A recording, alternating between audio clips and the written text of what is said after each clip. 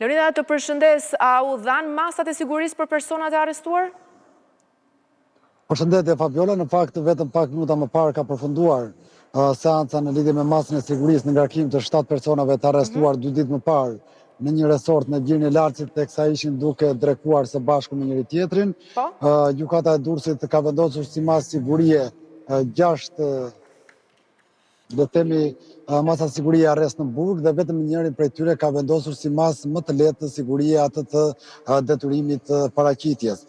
Detyrimi paraqitjes sipas gjykatës së Durrësit ka përfituar vetëm shtetasi Alfred Hasanaj, ndërsa 6 personat e tjerë, përfshirë Xhevdet Plakun, Voltan Xhanin, Jurger Xhanin, Oltion Hasani, Florbenc Meçen dhe Pation Qesja, gjykata e Durrësit ka dhënë si mas siguria të arrestit në burg për këta persona dhe duke u dhënë mundësinë që në arkun e 5 ditëve ata të apelojnë këtë vendim në gjykatën e apelit.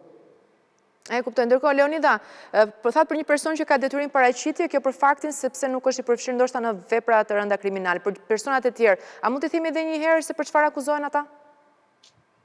Po, në fakt akuzat e tyre janë të ditura tashmë, nisim nga Xhevdet Plaku, i cili akuzohet për organizatë kriminale dhe i përfshirë në trafikun e lëndëve narkotike brenda dhe jashtë të vendit, pra në trafik ndërkombëtar narkotikësh, ndërsa për sa i përket personave të tjerë, 2 vëllezërit nga përmeti Voltan Xhani dhe Jurgert Xhani akuzohen ose të paktën dyshohet për ata se kanë ekzekutuar një biznesmen në Tiranë në datën 12 janar të këtij viti, shtetasin Bujar Nasufi. Gjithashtu për këta 2 personat ka dyshime të forta se akuzohen për përfshirjen në vrasjen e Elvis Roshkodolit në qytetin e Shkodrës, një ngjarje ndodhur në vjeshtën e vitit të kaluar.